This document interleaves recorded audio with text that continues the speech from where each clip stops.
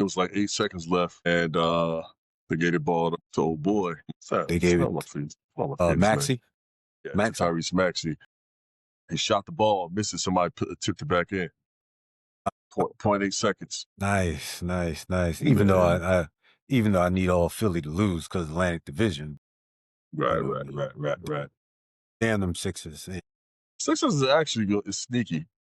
Yeah. And if they actually get healthy, they're gonna be a huge threat. Now that's a big if. Obviously, when you talk about Embiid, you talk about Paul George. I don't even know where Paul George would fit. To be quite honest, they might need to try to shop him around. They don't need him. He going. They got a log jam in the guard section. So somebody's gonna. They might have to take an L.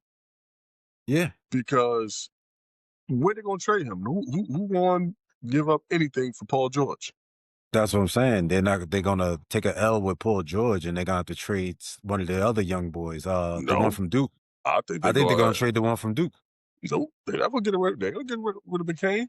Why would they do that? I think they just gonna have to take an L and cut him and release him. Buyout. They gonna buy out. They'll buy him out. He's making a lot of bread though. A lot. They're gonna have to take that L. If you just think about saving money, but you're about to get rid of, some young pieces, and all their young pieces are good. McCain is good.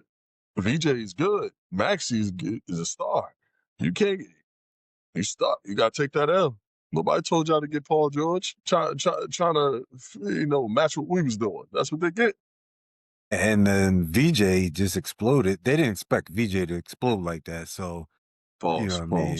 Yeah, way to lead on that too. Pause. That was very nasty and very aggressive. I apologize for that.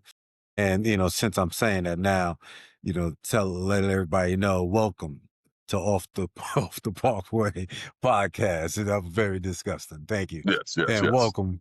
If you like this type of content, hit that like button, share it to your friends and family, and people you don't know, some strangers too. Share it as much as you can, and then subscribe. We appreciate it, man. We slowly but surely, man. We got a couple people that's chiming in, that's engaging with us, man, and we love it, man. We love the conversation. We love to talk sports. We love to talk pop culture.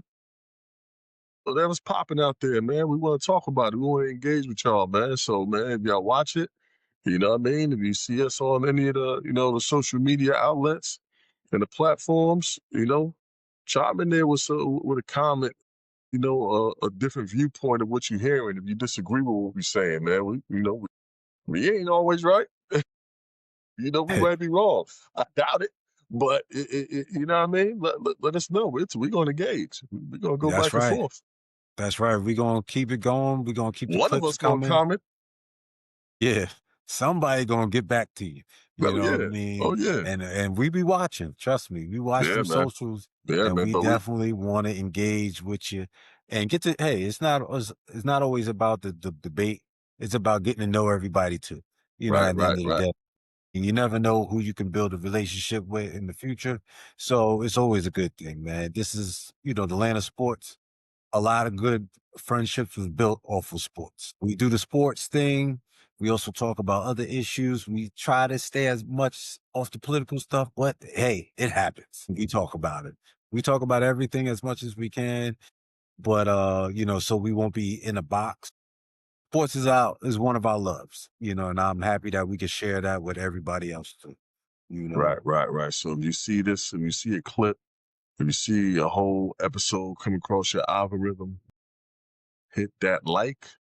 Hit that subscribe button, and we're going to appreciate it, man. I tell you, it's the best thing you can do right now to help a new pod is hitting that like and hitting that subscribe button and letting somebody else know if you like something. That's the best thing we can do to help out us up and coming people here. We are not, celebrities or anything like that. Well, maybe Sue is, but that's another story for another day. But, we are we're coming out the mud with this, pause, and we are building our reputation, building our name. We're trying to get ourselves out there. And we're just trying to give out the best content as we can do, We're learning on the go. Yeah. I tuned out after you said about a celebrity. I don't know anything about celebrities. But anyway. And then, I was asked, I meant to bring it up to you too before we got started. I was asked, are we ever going to have guests? So I was like, well, I don't know. I mean, we're kind of new, really haven't thought about that just yet. Our guess is pretty much P. P comes in and out, pause all the time. So, you know what I mean? Pause that. Definitely. You know what I mean? So, but eventually we will, I think later on down the road, we will get somebody up here so we can have conversation with dialogue and have a good time. What do you think? Yeah, I mean, I was upstairs, myself, you, P, Pandemic P. We'd off the Parkway podcast. And obviously sometimes whether it's P not here, we still providing content for you guys. But as we continue to develop, as we kind of find our niche and try new things as we go along, we definitely want to get other people in here with different perspectives. I would love to get somebody in here. Let's say one of our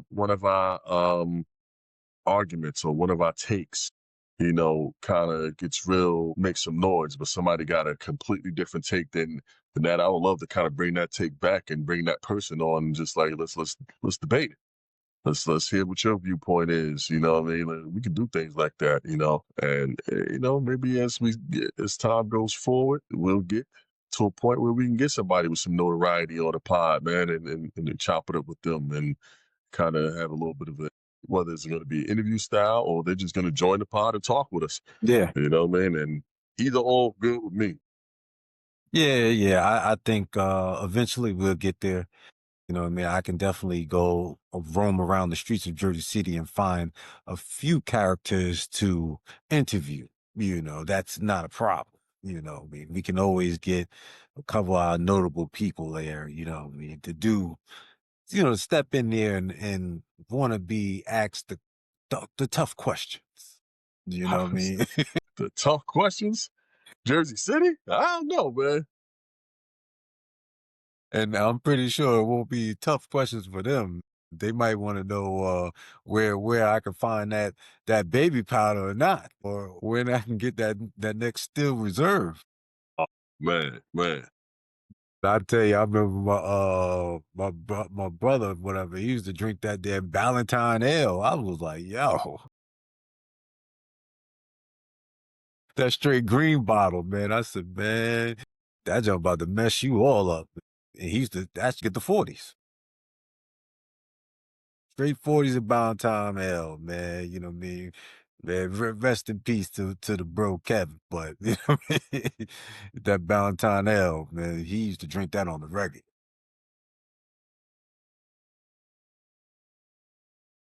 That's heavy right there, man. There's drinking and then it's drinking, man. It's some drinks, man, that's just not meant for consumption, man. You think about it, all alcohol is just not great for you. Yeah.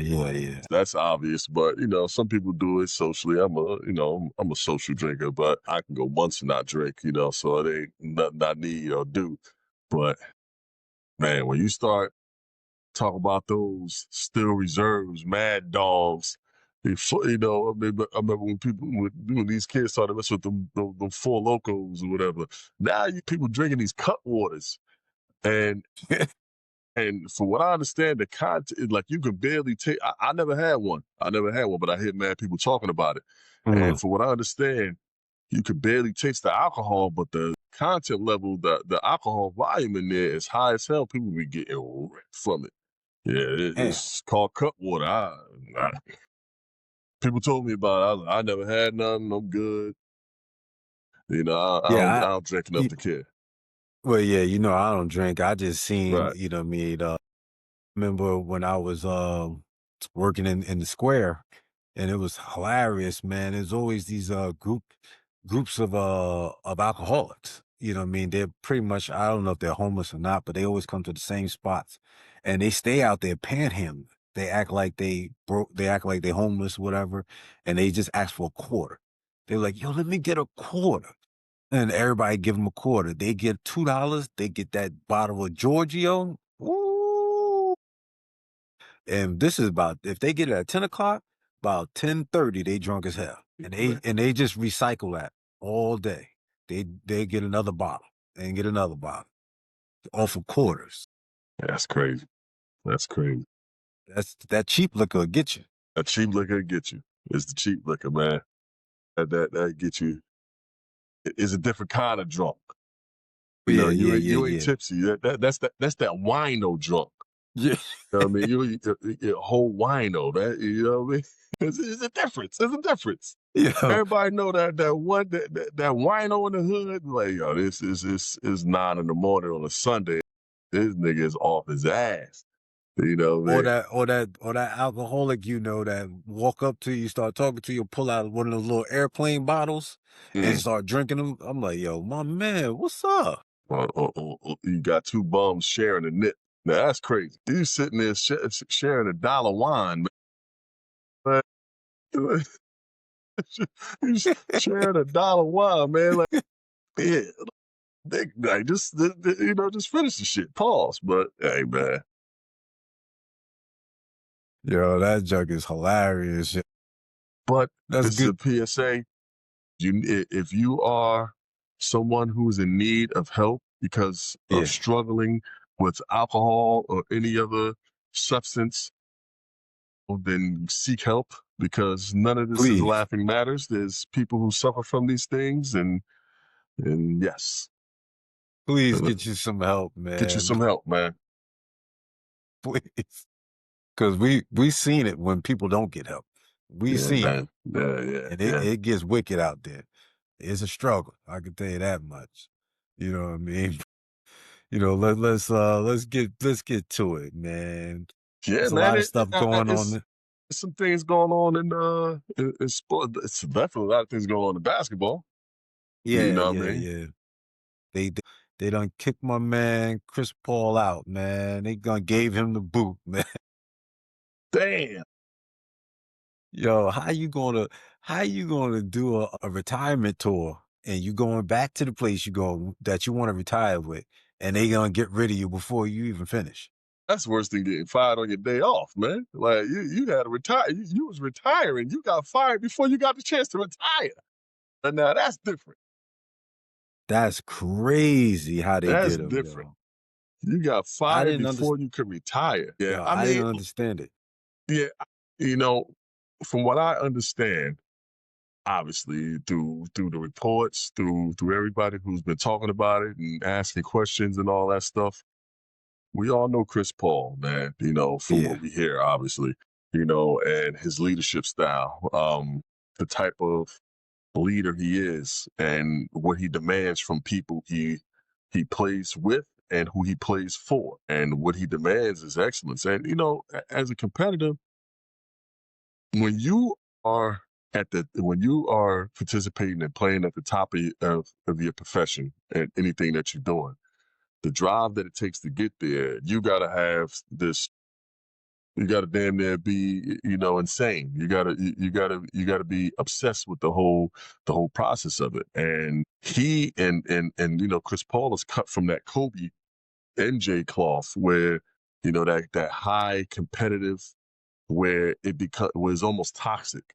I think LeBron has it, but he has it in a way where it's way more diplomatic, and he'll get guys. He can kind of build guys up and get something out of them that way. Where they like the Kobe's, the MJs, and Chris Paul, who's not as great as those two, but he's that kind of a leader where he demands excellence, because that's what I'm giving out there. I mean, I'm running through a wall. I expect you to run through a wall with me, and that's the type of player. Well, we was talking about him last, maybe a pod or two ago, and we was talking about the type of player he was and his leadership style. It can rub people the wrong way, because when you're dealing with men, and you're talking to another man and you screaming on a man, or you barking on a man, or you like telling them something in a way that you would tell your kid or something like that. Some people, everybody ain't gonna take it, you know what I mean? And I think obviously he was able to do that more when he was at his peak and at his prime because he's an all-star, he's a leader, and he's giving you maximum, production. So yeah, I guess you got to kind of take that coming from your leader. But now when you get to the point where you're at your 20th year, you're playing 10 minutes a game and you're averaging about 4, 3, 2 points. You know what I mean? All that rah yelling and crazy shit that you're talking, like, nigga, who the fuck are you talking about? You average 3 points, man. Like, go ahead. Like, you know what I mean? Yo, man. I think a lot of that was rubbing some people the wrong way. At least that's what the report says. Yeah. And I think he was even getting in, like, kind of cross some boundaries with Ty Lue, maybe with, Lawrence Frank and all that stuff. And it came to a head, and they got him up out of there, man. With him and Ty Lue is actually friends. So it's at least we thought so. Yeah, well, we thought so. They ain't friends now after he done kicked his ass out, but that's another story, you know what I mean? But it's kind of crazy because when you picked him up to do his little farewell tour, that he's not going to just go out gracefully as like, yo, I'm just the last man on the bench and that's it. He's going to show his leadership style. He's going to, because he cares about the Clippers, you know what I mean? So he's actually going to put in the work for the team. And let's not forget, the Clippers are ass right now. Right. You know what I mean? So they kind of need, they need this. They need someone to hold people accountable because actually it looks like no one's being held accountable over there. You know what I mean? So it looks like it's kind of crazy that that this team is underachieving the way it is. You lost Bradley Beal for the year. So I kind of expected Chris Paul to step up in that role to, give them a little bit of more of a punch off the bench. They see things differently because nobody, I don't know if it's the new age players because there's a lot of this is the old team. There's a lot of old guys on this team.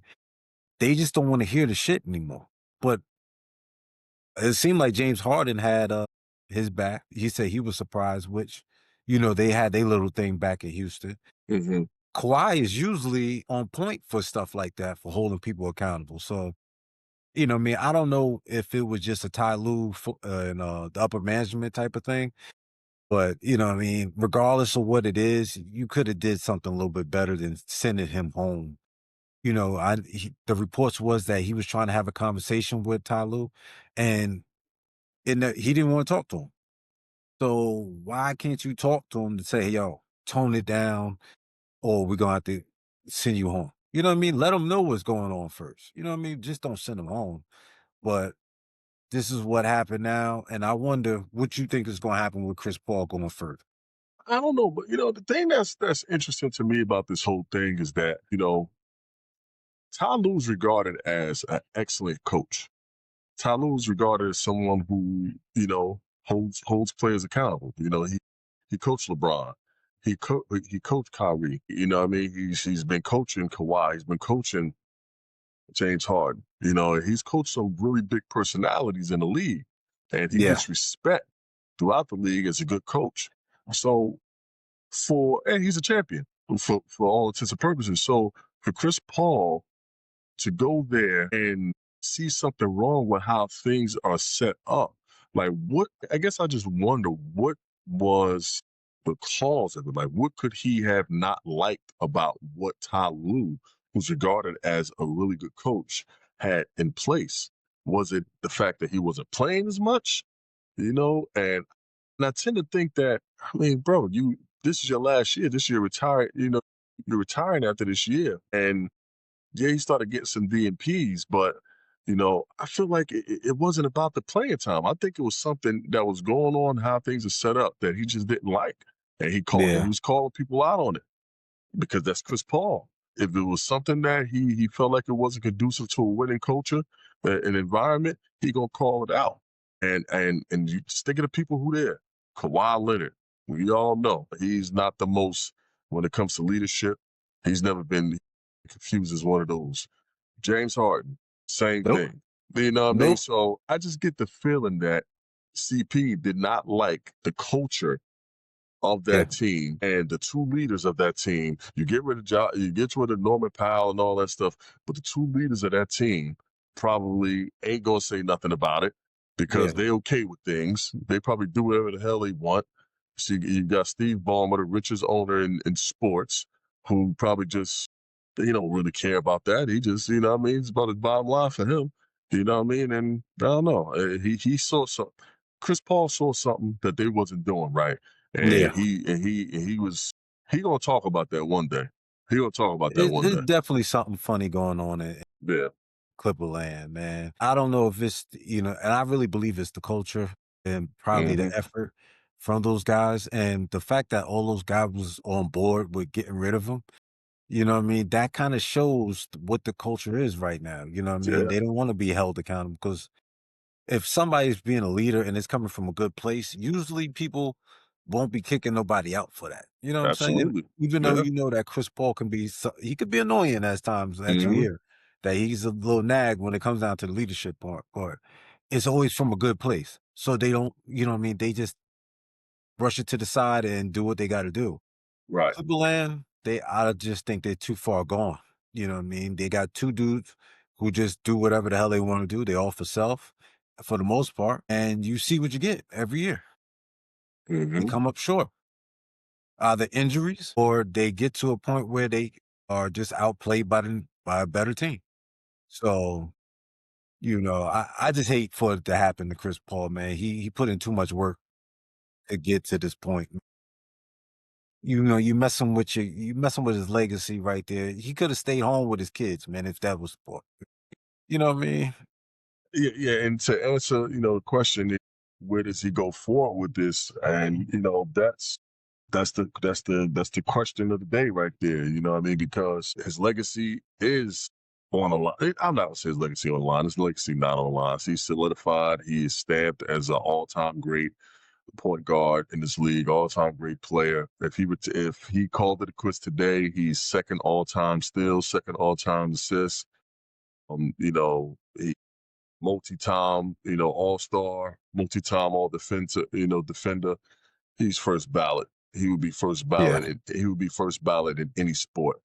But I'm sure at the end of the day, if he wanted to call it quits, he wouldn't have played this year at all. He would have just Mhm. called it quits last year. So he wanted to call it quits on his terms. He deserves it. He deserved to be able to do that. So hopefully, you know, another team is only like just watch some reports. There's only like 10 teams with actual open roster spots for him. Like that, Yeah. and who knows if any of those 10 teams is in the market for Chris Paul. And I'm pretty sure Chris Paul is just not doesn't want to just go to he don't want to go to Charlotte. He ain't trying to go to Washington Wizards. You know what I mean? He want to go to somebody at least give him a shot to be a part of something in his last year. You know what I mean? I don't think he want Wow. to go. I don't think he want to. And to be honest with you, I know people might be thinking OKC. He played there. He had some Oh, success nah, he there, can't. They got a but full roster. they got a full roster. You know what I Yeah. mean? So I think what he should do is just stay in shape. Let people know that I'm available. If somebody get hurt, something happens, and then boom. You know what I mean? Like, if he pick him up off the waivers and see what happens, you know.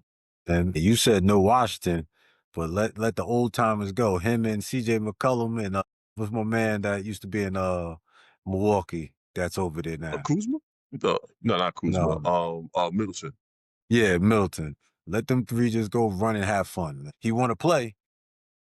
That's I the don't only think way you gonna play. I don't think he want to play just to go have fun. I think he want to play for something. That ain't Chris Paul. Chris Paul want to win. Yeah, I get it, Yeah, but you know so what I I mean. think You I, wasn't I gonna think win on the Clippers. well, that's not what that wasn't the whole setup. You know what I mean? They was good last year. You know what I mean? So who would have thought that they would with the same team essentially not with Powell would Yeah, take that much of a dip. But again, it's the beginning of the year too. You know what I yeah, mean? yeah, Like you got yeah, to, should have gave him some time, but it is what it is, man. Hopefully he figured it out. Shout out to Chris Paul, man. You know what I mean? I really hope that he get to go out on his own terms, man. yeah. Definitely shout out to Chris Paul. You know what I mean? It sucks, but you know what I mean. You'll rebound from it. You know what I mean? Eventually, you'll find a team to go to as time goes on. You know what I mean? Rosters going to change. People get injured. People get bought out. All that good stuff. So Hmm. you'll find a spot eventually. You know what I mean? I don't know which direction you want to go into, and maybe this might fuel you to play another year. to do it in your own terms. Yeah, right. He done. You know, he done. He done. You know what I mean? I would be done. You know what I mean? Me personally, if it was me, I'm done. I'm not coming back. It's just a wrap. If it was me, I'm just done. It's still early in the year, so it really ain't really about nothing. So I think he'll get an opportunity. It just, it's just he'll get an opportunity is whether he want to choose that opportunity or not. It's going to be completely on him. Yeah, because technically he's still on the roster. So yeah, they haven't done anything yet. They just sent him home. Haven't done anything yet. But if they get to the point where they're saying it just hasn't worked out, they're using words like that, he's not going to play for them again. So they're just trying to figure out what's the best thing they can do for that situation. Yeah, I think they have to wait. They have to wait till I think the 15th or the 19th before all contracts are eligible to be traded. Right. So, you know what I mean? They kind of jumped the gun and did this too early. You know what I mean? So well, that tells you that somebody got cursed out. Yeah. That's it. Somebody got cursed out. It was bad too. Somebody got called a pussy, a bitch. Somebody let somebody have it, man. Man, I could imagine too. And he let somebody have it. I'll be watching just like clips of Chris Paul, like we be getting into it with the refs and stuff like that. Like he be getting a text, especially with that one ref, I forget his name. Yo, he stayed going out with him. Oh, what's he? One time when he did something where somebody was the one thing where he do the fake laugh with with Steve Kerr, where Steve Kerr tried to play around with him during the game. Yeah. Then they walked away with the straight face. He did some joke with the ref before, man, where the ref was like about to blow a whistle. Then he got this was like that, trying to imitate him. Y'all like, yo, man, dude, Chris Paul crazy, man. Man. Those times are fun, man. When you know what I mean, the era is changing. All the older players that used to hold it down for the league they're leaving. The only person left is Braun, man, and look like he might be on his way out. You know what I mean? And that goes right into our next topic, talking about LeBron. Today, his streak of 10 points or more is over. It's done tonight. How long was that streak? Let me get it. I know it was 1,000 something points. Let me see. Streak. Because he lost it today. Yeah. It was 1,297, 1,297 games. So a streak of scoring 10 points or more. Yeah. And that was the NBA record, correct? You know what's interesting about that is that he had an opportunity to still keep that streak going. Yeah. But he made a decision. Mm-hmm. And the decision he made was the game was on the line. He had the ball in his hands and driving to the lane, he kicks it out to somebody for an open shot. To get to Rudy. Instead of taking it for a layup himself, he hit a teammate, LeBron, who's not score first, decided not to score first and kick it out to a player and go for the win because that was the best play available. And that just shows you the type of the greatness that man has, man. LeBron, man, to go. I don't know how much time we need to even spend on it. It's a pretty cool. It is a pretty cool thing to be able to have that kind of a streak. 10 points isn't, in the whole scheme of things, isn't a lot, but to have that streak going, some of the greatest scorers couldn't go that long. You know what I mean? So to have that streak going, to be able to score at least double digits that long was pretty cool. I know there's another stat that might be greater than that, is where Shai Gilgeous has a 93 game streak of 20 points or more. Phew. It's pretty amazing right there, to have 93 games straight and would not score under 20 points. You know what I mean? So, that it's going to be interesting to see how far he takes that. But as far as Brian, man, shout out to him.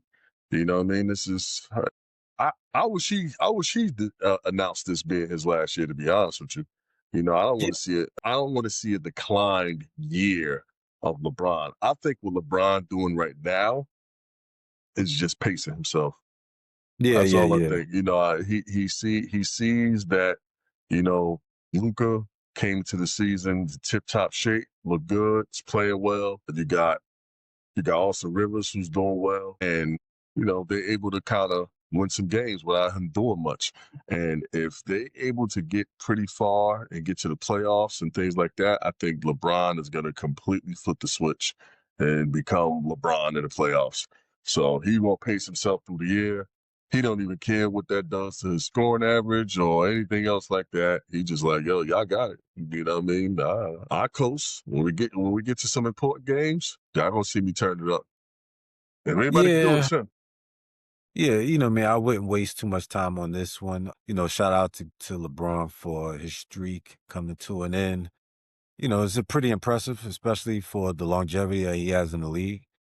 I mean, I can look at it like this, that maybe that this might be, and I don't think it will be the last year, but this might be the showing the signs of that it's very, very near that it's coming, that he's giving up his streaks and stuff like that, because usually people who continuously want to keep going, they will keep their streaks alive and keep it going. But I think he knows that the end is near, and it might be next year. I don't think it's this year at all. And I'd be surprised if he was to just do it in the off season and be like, yo, I'm done and that's it. I'd be highly surprised, because I think he will want that farewell tour of, a whole season of just, getting his Kobe on and going through all of the teams and stuff like that. But, shout out to LeBron for his achievement. I'm not looking forward to the playoffs for him, you know what I mean? Because I'm a Knicks fan, and I want my Knicks to do the damn thing. I want to win for the Knicks. So, damn the Lakers too. That's how I feel. You know what I mean? Damn the Lakers. So if It's it's all damn the about the Lakers, Knicks. if it's damn the Lakers, and there's always let's go Knicks, then is it let's go Giannis? Well. Is it let's go Giannis? I mean, the rumors is kind of picked up right now. With these trade rumors with Giannis, coming out of Milwaukee, and obviously there was some trade rumors that was out there with Giannis in the offseason, and he had picked the Knicks as one of his destinations. And now that this stuff is popping back up, Milwaukee's not looking good, particularly good at all. And I don't know what that was yesterday, where it's a calf strain or whatever that was. I don't know. Whatever that was, That look like hopefully prayers up to nigga, I'm done. That's what it look prayers up like. to Giannis. Sending healing energy to Giannis. Whatever that man going through seemed really excruciating. But he think he gonna fool us. He think he gonna fool us in front of all them damn people. Like, come on, so man. whatever the situation is with that, it should be interesting. Now, in regards to Giannis leaving Milwaukee, I don't think that he should need to feel any regret or any guilt about that. He got them a chip. I mean, Milwaukee has, in my lifetime, has never been a franchise that was really a really good team. They had brief stint with Ray Allen, Tim Thomas, and Glenn Robinson. That damn big dog. Yeah, you know what I mean? And they I think they went to Eastern Conference Finals up. I'm not mistaken, like 1 year. But other than that, Milwaukee has always been not good until Giannis became Giannis. And he got a chip, he got some MVPs. So he bought them back. But he'll owe them nothing else. If he wanna go, he'll be 31, something like that. He still got some prime years left. And if he wanna move on, let him go. You know what I mean? And if the Knicks is one of those teams, we will have to give up at the minimum. The minimum. Hold on. And look at that. And we talk about the Knicks, and he came in there with the Knicks. That's what I'm talking about, man. What's going on there, Pandemic P? No, he not on that. He got to get it together. But like I was saying, though, you know what I mean? So if that happens, at the minimum, we would have to give up Cat and OG, and that's the minimum. You know what I mean? They're not going to touch Brunson, because What's your face wouldn't want to come there without Brunson. No. You know what I mean? It would have to be, it's probably going to be OG and Cat. And that's how we're working with the money anyway. You know what I mean? And then go from there. But yeah, I think you're gonna put pressure on them to not take those main players. well, You know what I mean? Cat would Because have to go. Cat would have well, to yeah, go. definitely Cat. Definitely. There's no way we go. Cat. It is impossible. If that was to No, happen, if the he Knicks wants was to Cat happen, out. yeah, if the Knicks was to happen, it would be impossible for us to keep OG and Miles. Impossible. Well, So I beg to differ. if we did, I beg to differ. that's a chip. Listen, if we did, that's a chip. That's a chip. in the building. Yeah. Yeah. Listen, if that They better happens, go ahead that's and a get chizzy. Giannis. Stop playing. Hey man, if that happened, that's a chizzy. You know what I mean? And we kept OG, and we kept. Well, OG. I seen a mock that had Tyler Kolek. Take It had Tyler. Well, it had Cat, Tyler Kolek. Take him. It had it had a couple other guys in there with a draft pick. Yeah, so you know what I mean. They're trying to keep OG and they're trying to keep Miles together. Impossible. So they're gonna see what they can do. You know what I mean? Because the money is pretty high for Cat. I just know it's impossible. There's no way we could do it. If we did, listen. That'd be crazy. And defensively, we'd be freaking crazy. But let me not even, get onto that. Pete, Sir, what's the word, my brother? Yeah, listen, y'all was thinking the same thing I was thinking, boy. The Giannis, Giannis feeling freaky. He's trying to get to the city. Yeah, he's been trying to get there since the offseason, man. Sheesh. Listen, listen. By hell or high water, we better make it work. Let's think about how to get Giannis. Damn right. If Man, there's an opportunity, we got to take it. We got to jump on it. That's a chip.com, brother. Like, imagine New York City with a chip. Come on, man. Like, the league, the NBA, I mean, New York would be, like, it'd be, the vibe in the NBA and the league would be amazing with a Knicks win, a Knicks chip in our lifetime. Come on, man. Like, I could go. Man, listen, Elizabeth, come get me. Because, I mean, shoot, if the Knicks win. Listen, I'm not a concert type of guy. I'm not the big venue type of guy or anything like that. But if the Knicks won a chip, not only will I be at that parade that's going to be marching down wherever Ave in New York they'll be having it at, but whatever that final game is in New York, I'm out there for that too. Listen, I'm gonna get arrested because I'm gonna be out there vandalizing with the rest of the young fellas.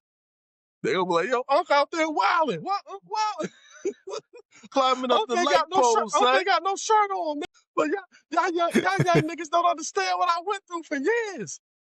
Y'all gonna see me out here. What? Yo, now we what on the y'all same think? page. We're gonna be wilding together, son. Now, what y'all think about Giannis and Brunson coexisting? Because you know how Giannis likes to hog the ball too.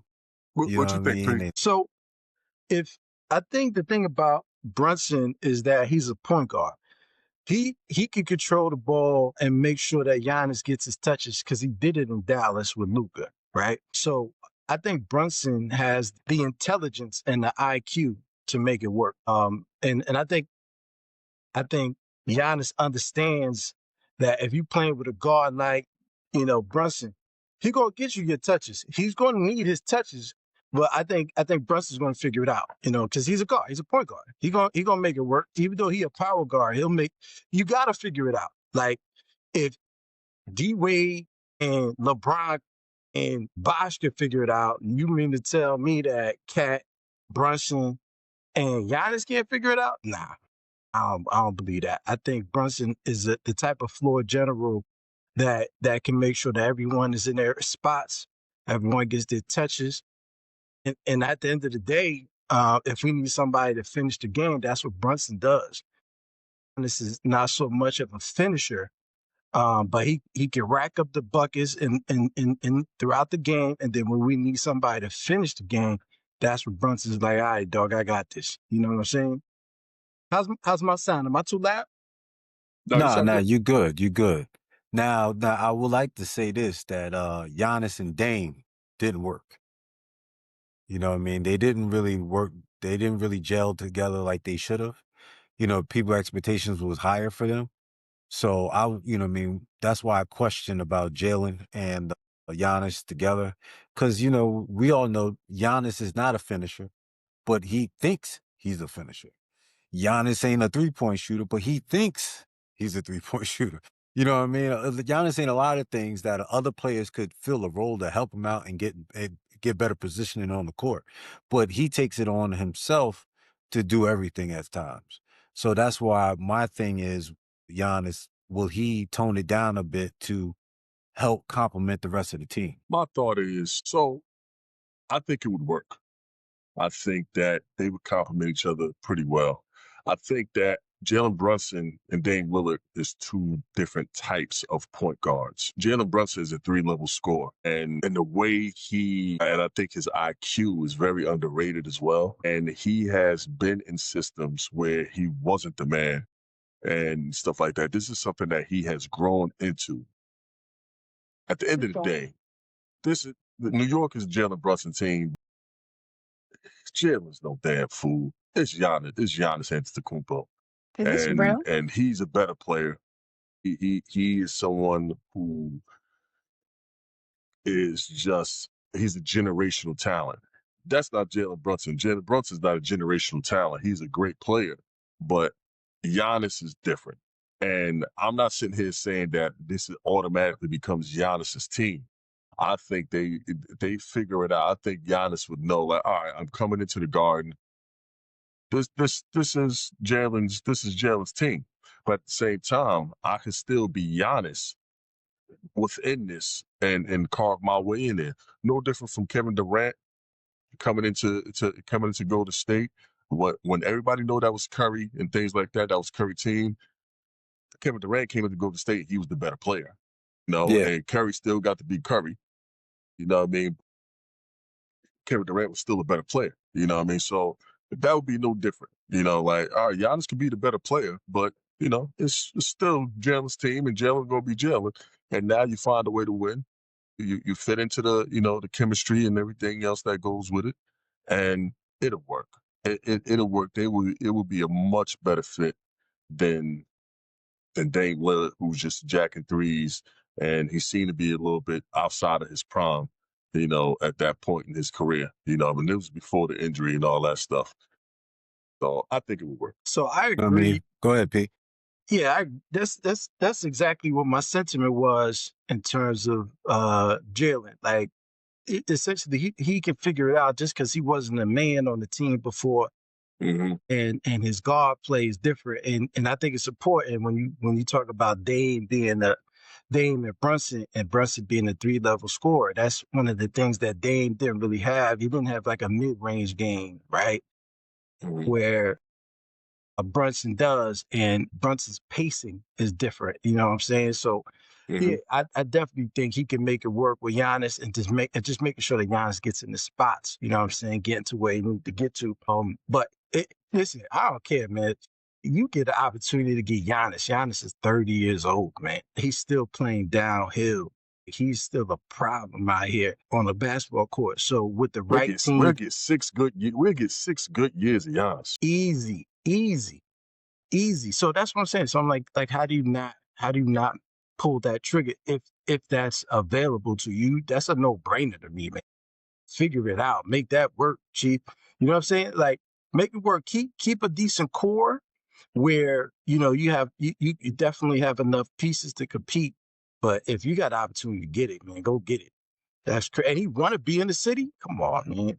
Well, we need Giannis to officially put in that word and say, hey, I want to be a Knick. If he says he want to be a Knick, then that's when Milwaukee's going to actually move hell and earth over to make it happen. But he has to put it out there. He has to eliminate all the other teams. You know what I mean? Yep. And because I just seen reports today about San Antonio's going to try to throw the farm at him. Yeah. I mean, in all actuality, San Antonio would have the most to offer. Yes, they would. Yes, they would have. They got young talent, and they got more draft pick capital than the Knicks does now. But does Giannis want to go there? If I'm Giannis, do I want to go over there? And not even if I'm Giannis. Not even if I'm Giannis. If I'm Wemby, do I want Giannis to come over there? Because that takes away from my greatness. Wemby is trying to set the trajectory for him staking his claim to being one of the all-time greats. And he don't need a whole Shaq and Kobe issue where Giannis come over there and let's say they win some championships, but Giannis is the catalyst and and get some finals MVPs to take away from his legacy. I think Wemby want him to be the undisputed leader of the team. So if I'm Wemby, do I accept that as something like, yeah, bring him over? I might be like, nah, man, I don't want that. He gonna be in my way. We play the same position, which they kind of do. They're gonna take up the same space. You know what I mean? So nah, I'm good. But maybe I'm just putting that out there just because I don't want that to happen. I don't know. I don't want that to happen. My fault, Smooth. I don't want that to happen. Nope. The last place that had two bigs that were Hall of Famers was San Antonio. Yes, indeed. And imagine that, though. Well, it was Shaq and Eldon Campbell. Rest in peace. Rest in peace to my boy Eldon Campbell, man. How you gonna hit him with the rest of the piece of the murderer? Wow.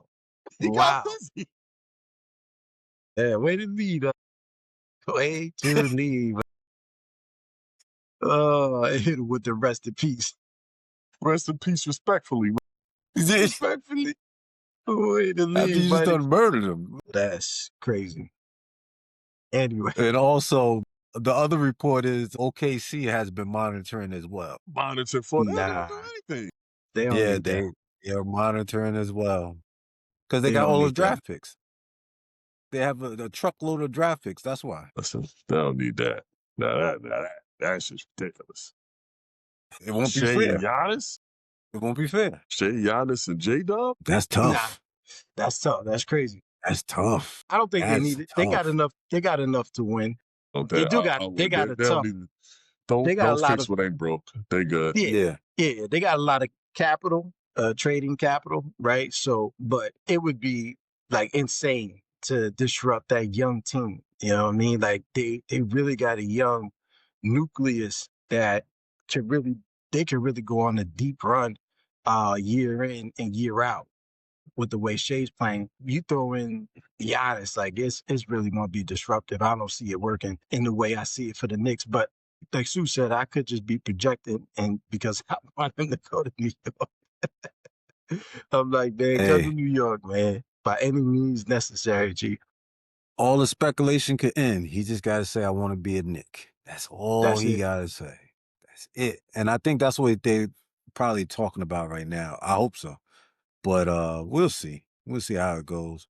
But, you know what I mean? That moves us to my man Max Kellerman. Was on yeah, go ahead. What you got? What you got? Something else? No. We can do Max. All right. Well, we gotta get it to Diddy. Oh yeah. Pause. Well, Max Kellerman will pretty much end the sports. You know what I mean? You know, Max was on the Bill Simmons show. Bill Simmons podcast. I'm thinking of Anthony Simons, way to lead. But he was in there and he finally addressed the Stephen A situation. You know what I mean? He pretty much said that wasn't building a friendship. It really didn't seem like things were growing because they're both competitive. And he pretty much said that he was washing Stephen A every day on the show. So that's why Stephen A was upset and got him off the air. You know what I mean? So Max is back talking. This is his first really appearance talking about it since he was let go by ESPN. So what do y'all think about Max and Stephen A resurfacing their, well, I don't think it's a feud anymore. I think he's just, he's just closing the door on the chapter.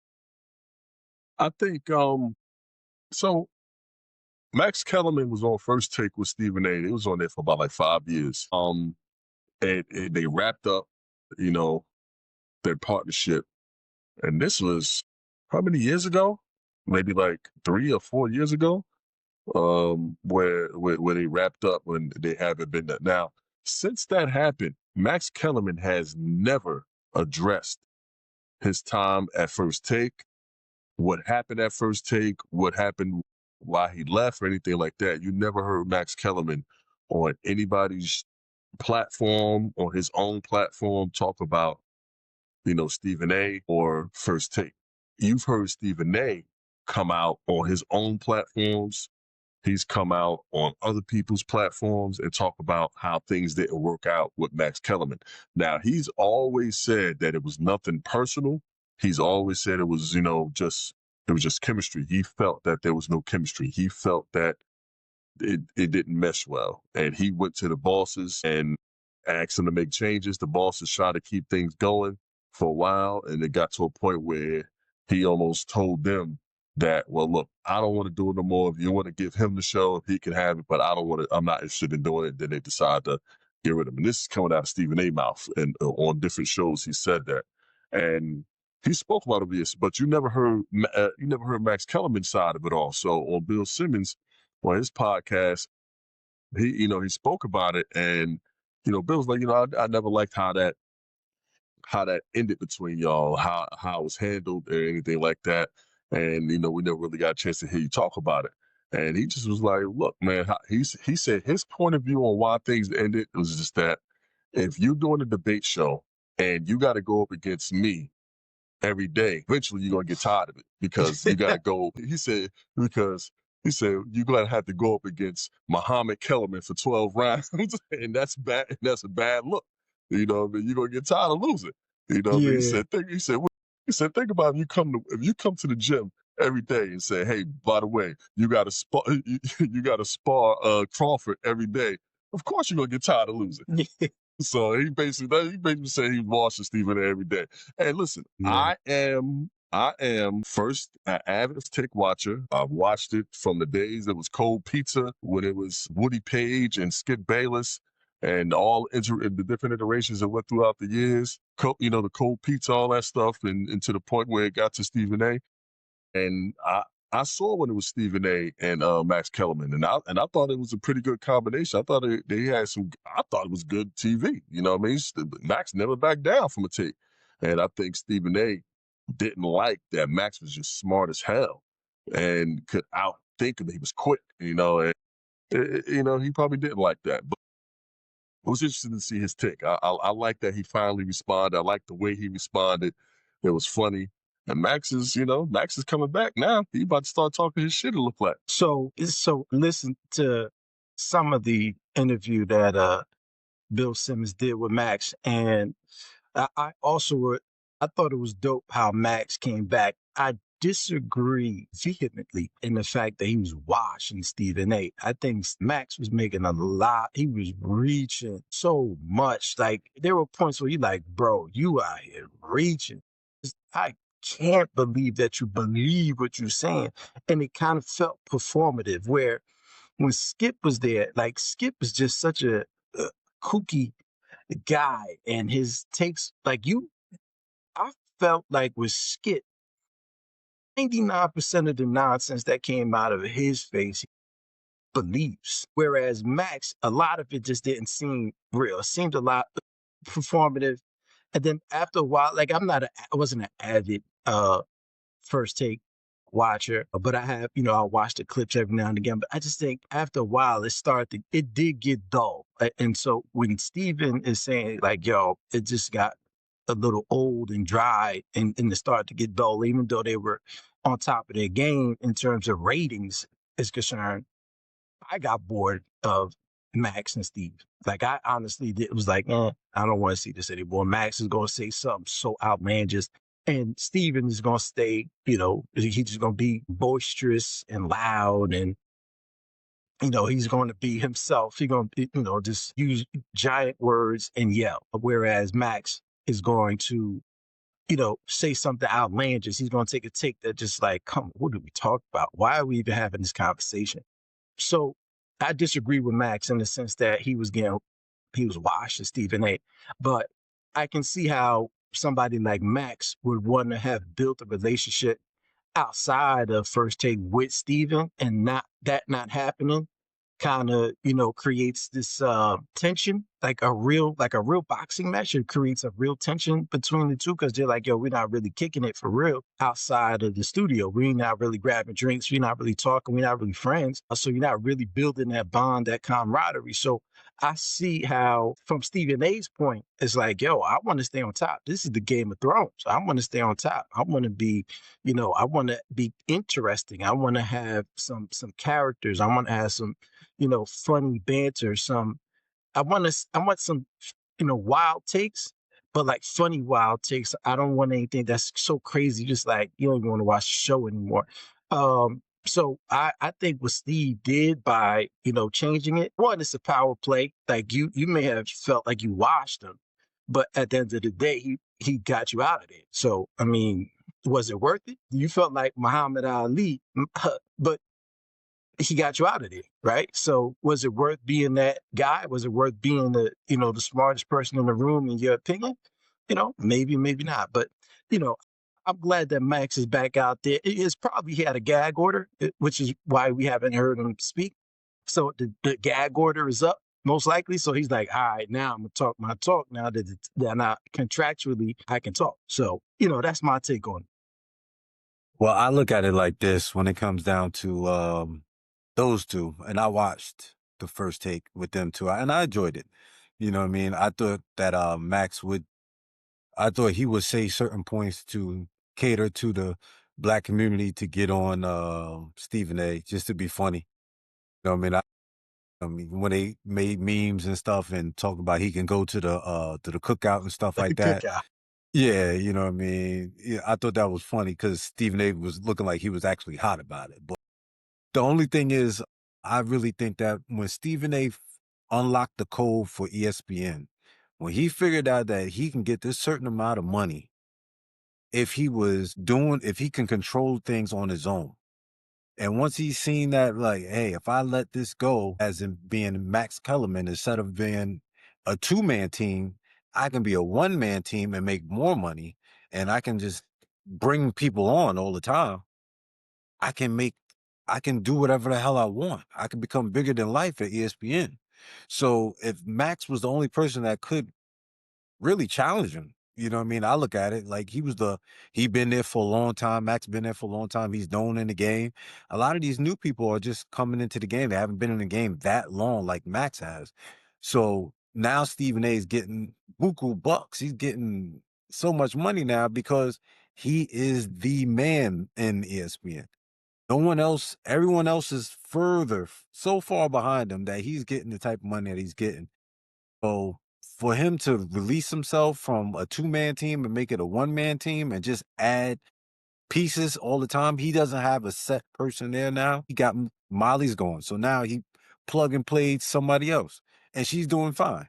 So he's going to keep plugging and play to show that he is more needed than everybody else. So sorry, Max, you got to go, but it is what it is. I just want to say that I do agree that it could have been a long game that Stephen A. Smith was playing when it comes to in order for me to get, Max Dollar, let me, no pun intended, Max Dollar. let me, try to that was move Max him out Kellerman's rapper name. So let me move him out the way. And get myself to a point to where, I have to be paid this amount because I'm the focal point of this, that, and other. So that could have been something there. But when it comes to Max Kellerman and his role on First Take, whether he was washing Stephen A. or not, or whether, how he catered to the black, I don't know. I think y'all sleeping on Max a little bit. You know what I mean? Max was force. You know what I mean? And I don't think Max was catering to the black community. Max is from New York. He was a rapper before any of this stuff. You know what I mean? Like he got that in him a little bit. Now he ain't black. You know what I mean? But like he is some folks who grow up in a certain environment and they got some, and Max always carried it like that. And when he was on First Take, again, I've always watched it. I've always watched this, First Take, and every iteration of it or whatever. And when they had different segments and things like that, and I think Max even explained it on Bill Simmons things. He said like his job on that show was to have the counterintuitive take. Yeah. You know what I mean? He was supposed to be the guy with the hot take, to be to have the opinion that's kind of so out the way. He said, but now it's not enough just to have that opinion that's so out the way of everybody else's thought. You got to believe it. It got to be something that comes from a place of belief. You can't just fake it. He said. So he said him and Skip Bayless, they have counterintuitive takes which is, those kind of hot takes where Stephen A has never had a hot take. Stephen A's job is to be the reactor and to react to your hot take and be the every man's voice to say you are crazy for thinking what you're thinking. And now he's reacting to what their hot take is. And that's a big responsibility on Max Kellerman to try to convince you that he would rather Iguodala take the last shot than Steph Curry take it. You know what I mean? But it's going to come from a place where Iguodala was hitting big shots. He was hitting clutch shots during a run where he can kind of make that take and say, I want Iguodala, because Iguodala was hitting big shots during a run. You know what I mean? Now, whether you believe it or not, cool. You know what I mean? But he believed it. And that's the same thing with Skip Bayless. He believed his Tim Tebow takes, where Tim Tebow was this big winner, and it moved the needle. Whereas Stephen A, his takes are all safe. Stephen A takes are all safe. His stuff is all safe, and it's not going to be the thing. He's just being a reactor to all that stuff. So Max was very important in that role. And since Max left, and anybody who's been in there, nobody's had those big hot takes. Even when Shannon was in it, Shannon ain't have no hot take. He just have his opinion on, just trying to go back and forth for what the opinion is, different opinion that you have, but it ain't a hot take. So Chris Canty's been trying to do it. Max had it, you know what I mean? Like, and even to the thing, was it worth it? I mean, you got to be true to yourself at the end of the day. You can't fake it. You know what I mean? So if you want to look like the smartest guy in the room, you got to stand on that to the end. It is what it is. Whether if it costs the job, then you got to find another one where you can be the smartest guy in the room there. But yeah, I think Chris Canty tries to do the hot takes and stuff now. Chris Canty definitely tries to do it. Yeah, he tries. Definitely tries to do it. Yes, that's a great example of someone who, because he has his own. His show comes on way before Get Up and all that stuff. And sometimes they'll bring him on First Take, and he'll do that. You know what I mean? But that's a great example of somebody who will have that, and then everybody reacts. So Stephen A be reacting to his shit from the morning time and say, "Yo, Chris Canty need to be tested for drugs." He said this, that, he'll go on with his stuff. So that's a good example. Shout out to my man Chris. Yeah, y'all cool, right? Y'all went out a couple times, right? We hung out, but we ain't go out like that. Exactly. You was about to say something, P. He hung out with him. Maybe I can see if he'll join us one time. Yeah. You use your he ain't a celebrity card. Debatable. Yeah, I parked his car a few times. So what you gotta say about that? Man, he'd let you spin the whip a little bit. You probably went out and had to report something later that day. Yeah, nothing. Yeah. Report nothing. You know what I mean? But this with Max, whatever. I just think that in closing for this one, I think Max just didn't see the long game that Stephen A was doing. You know what I mean? He was thinking more short term and just thinking that it was just a game. You know what I mean? Just keep doing the job. Man. Yeah. And he should have actually seen what was going on. The writing was on the wall. He just didn't see it. You know what I mean? But it is what it is. Shout out to Max. Glad that you're back.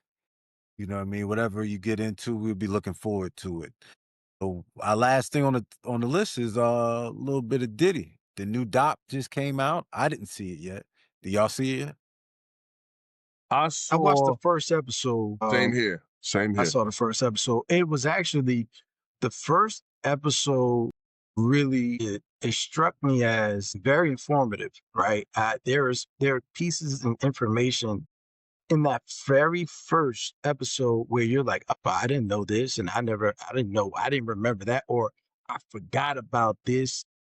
In terms of the rearing of Sean Combs and him becoming Puffy, like the circumstances of how he became Puffy, very interesting. And his lineage, I didn't, I don't think I knew much about his father, but they talked about his father a little bit and who he was in Harlem, which I thought again was like, okay, these are certain things that I didn't know. I think it's a very well put together documentary. This by the first episode. I haven't seen the other three. There's four, but the first episode, I was pleasantly surprised by how well put together it was. And I guess there's no disrespect to 50. Like, why wouldn't he put together a good documentary? But it's very informative. I'm actually looking forward to watching the other 3 episodes and see, how deep they get into his psyche. But they got, the part that's crazy is that they got actual footage from like when he's in the mix of this current trial. The dude was recording himself. To me, is like the nuttiest thing ever. Like he's recording himself talking to his attorneys, which literally negates the attorney-client privilege because you're talking to them and being recorded at the same time. Like, bro, are you nuts? Not only are you nuts, but it's like the level of arrogance and hubris that somebody gotta have to say, I'm going to document my situation. Not the Little Kim documentary where she did after she got convicted and she was going in. No, this is before the trial starts in New York. I'm talking to my attorneys and I got a cameraman recording me in my daily life. Are you nuts? To me, I'm just like, I can't even imagine. And then of course, 50 would be the one to be able to pounce on that pause and say, look, let me get this footage and debo somebody for the footage. But why do you have the footage? He got footage of Puff talking to his attorneys. To me, my mind was blown. At that point, I was like, I got to see this whole thing through. I got to watch every episode because this, Puff is crazy. Like this dude, he let the money, power, and respect get to his head for real, for real. But that's like everybody. Anybody that gets a lot of power, lots of money, a lot of influence, this is something that can happen, right? Like absolute power corrupts absolutely. And that's what happened here. That's what we're seeing. We're seeing the rise and fall of a man who saw himself as untouchable. And that's where we're going to, I'm assuming that's where we're going to go with this particular documentary. Somebody who saw himself as being untouchable, who can get away with things that most people can't. And that's really, and a lot of times you see it where these rich and famous guys are just doing all types of nutty things, getting away with it. But what happens in the dark comes to the light always. It don't matter who you are, eventually. Yes, sir. Well, first of all, P, man, you're using a lot of big words. And, since I don't understand the big words, I'm going to take them as disrespect. Watch your mouth. And he went to pod. He talking about some hubris. What? What, nigga? The fuck is that? Like, what the fuck is hubris? I was like, I'm gonna have to let me go chat GPT this shit up here, man. This nigga Pat, I was like, yo, he didn't even sneeze. My goodness. But yeah, man, like you, P, I only saw the first episode. It's so many ways to kind of like to talk about this right now. I mean, the recording of yourself, like you said, the arrogance and hubris that you that you have to have with that is mind blowing. He clearly thought that he was gonna walk away and win this thing, and he was gonna have a big documentary about the process on how he won and make this a whole spectacle, man. He tried it, and that now the whole thing that's about like the background to this whole thing where like they're trying to like come at Netflix to say they didn't have permission for all this stuff. They don't own the footage, and Netflix is like, look, I would imagine that Netflix has crossed every T and dotted every I to make sure that they was okay in good standing to put this stuff out on their platform, because this ain't no mom and pop thing here.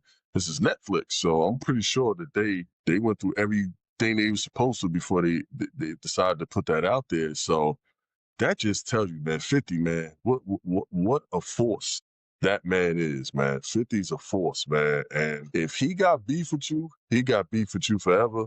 And he gonna go through whatever lengths he got to go through to get at you, to embarrass you, to show you that he won. And if he has any angle or leg to show that, he gonna show it, man. And whatever issues that him and 50 had, whether it's the fact that he was messing with 50 baby mother, or whether it's the fact that some business stuff that happened in the past, whatever it was, 50 said, all right, you my op forever, and I don't give a damn how you come out looking off of this thing right here. Or I'm going to expose it, and F you, S&D, everything that come with that, I'm going, nothing you can do about it. Crazy. Yeah, I look at it like, oh yeah, with the footage that he did get, the camera footage, the cameraman that did have it, he owned the footage. So, you know what I mean? He never gave it to Diddy or anything like that because I guess it was in the process of Diddy getting locked up. So the thing is that he owned that footage. So to keep his name under wraps, he gave the footage to 50. So I'm pretty sure he got paid very nicely. Yeah, he got paid good. You know what I mean? For the rights for the camera footage. And there you go. It's kind of simple, you know what I mean? But that's what happens when you're so arrogant and you think that you got everything lined up, but then you forget things when you get everything. That's the name of the episode. Go ahead and put it down. Oh my goodness. Go ahead and put it down. Yeah. He gonna have to spell that out to me because I don't know how to spell it, but he going to send it to me. Boy, here we go. That'll be the title right there. But I I look forward to watching it. You know what I mean? I'm gonna get to it and get those episodes in. But, you know what I mean? I know we've seen a lot of the stuff that did take place. Well, we heard about it. So this will give us more insight of those things as we go further with the episodes. From what I'm hearing, that so far people like it. Some people has been calling 50 a rat for doing it for some reason. I don't understand that, but it's all public information. Yeah, he would call. Yeah, but how do you call somebody a rat when you walking around with cameramen? Like, this is the stuff. Like, are you a rat if you did a crime and you reported yourself on Instagram by being an idiot or recording yourself doing a crime? Are you a rat or you just dumb? You're not a rat. Dumbass. You just definitely dumbass. It's crazy. And this all came from Ja Rule and other people calling him a rat. Well, we already know the angle Ja Rule's coming from. We already know that. Like, we don't even got to touch on that. Yeah, I mean, we already know what's going on. And that's what thing about, in the 48 Laws of Power, that the book, I think it's Robert Lee, I believe the name is, that wrote the book. It says, like, you really got to be careful the type of people you beef with. And when you do, you got to be very strategic about it. Somebody like 50 is like, he has studied the art of war. Like, he has studied the art of war and loves conflict, and is like, I am not going to stop until all of my enemies and anyone who makes themselves an enemy is buried. And I not literally, but like, I'm figuratively going to end your career, and I'm going to, piss on your grave. And somebody like 50 is one of those things where you gotta really be a certain type of person to be that, that type of, to love conflict that much. I don't love conflict at all. Like, 50 lives, like, man, he must be a cancer son, because this man, he don't forget no slights. He don't forget no slights. Okay. He don't forget no slights. He was like, yo, like Cardi B said that one time on Love and Hip Hop, we be forever. Man, so I was like, yo, man, like 50 crazy. I would not want to have a problem with somebody like that in my life. Like, he a bully. He a bully. You know what I mean? 50 is if there's the meme of I got time today, that's 50, man. all day, all day. As busy as he is, I got time. He gonna find time, bro. He go come get, and he's funny too. That's the thing. He got charisma, right? Well, he go after you. He's talented. He got charisma, and he has a crazy work ethic. So he's not gonna stop, and he's gonna keep going and going and going. Pause, and until like I said, you bury. So, Puff, he chose the wrong person. That's and for whatever reason, Puff never goes at 50. He never goes at him, right? Like you notice throughout the years, Puff will say, 50 will say something or, whatever. Puff is just quietly minding his business. I do think him messing with 50's baby mother is a jab, like I got you. You know what I'm saying? Like it's I believe that was strategic, especially when you listen to some of this documentary. You'll see him messing with 50's baby mother. It appears to be more strategic of an attack, silent attack at 50 versus going at him verbally or a direct attack. So it seems more passive aggressive. But listen, I'm excited. I can't wait to watch the rest of the episodes. I think we should reconvene after we go watch it, right? Reconvene this conversation about the documentary specifically because they got it's really good. The first episode was it pulled me in. Pause. It was good. Hey, you got anything left, Sue, to close us out? We can close it out, man. It was a good episode, man. I think that we discussed a lot from Chris Paul to Giannis to Max to LeBron, and Diddy. Rest in peace, Elder Campbell, once again. Yeah. Rest in peace, Elder. But nah, yeah, man. It's just it's pretty good today, man. I ain't got nothing else. Very good conversation today. Episode 11, this is. If you like this topic content, once again, hit that like button. Share it to your friends, your family, and to strangers. You know what I mean? I don't care who you share it to. Just share it. And hit that subscribe button. We'll be back again at a later date. Same time, same place. You never know when you're going to see us. But hey, we're going to be here. Just know that. So we'll see y'all when we see y'all. We out.